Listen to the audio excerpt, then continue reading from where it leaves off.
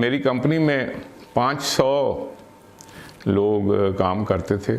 लेकिन प्रोसेस इतना लंबा था कि हर 2 आदमी या हर एक आदमी से अगला जो प्रोसेस था उसके स्किल सेट्स भी मुख्तलिफ थे और उनके जो कंट्रोल पॉइंट्स हैं वो भी मुख्तलिफ हैं, वहाँ के मटेरियल भी मुख्तलिफ हैं। तो ये सारी एक बहुत बड़ी मिल है जिसके तजर्बे में से गुज़र के मैं अपनी ज़िंदगी में आया हूँ। तो वो जो तजर्बा था उसमें मेरे पास बेशुमार किस्म के इंजीनियर्स और टेक्नीशियंस और कस्टमर्स थे जिनके साथ जिस वक्त वास्ता पड़ता था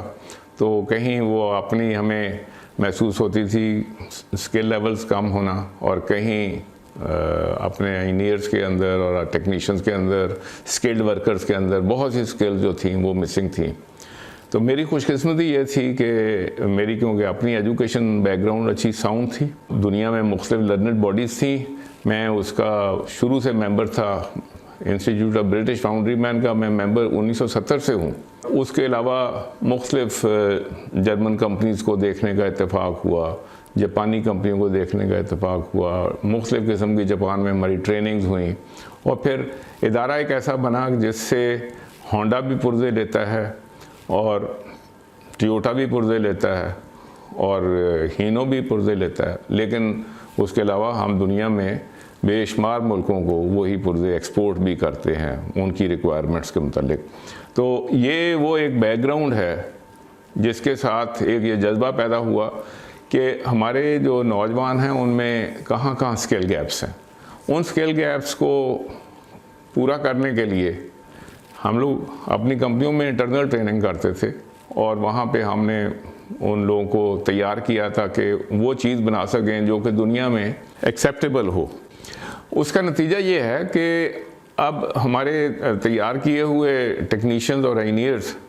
मुख्तलिफ जगह पर मुख्तलिफ शोबों में काम कर रहे हैं दुनिया में, जो हमारे इदारे को छोड़ के कहीं अगर और कहीं और भी गए हैं तो वहाँ बड़े वो अच्छा फ़ाल किरदार अदा कर रहे हैं। तो यही वो जज्बा था जिसके साथ हमने AII एक बनाया ताकि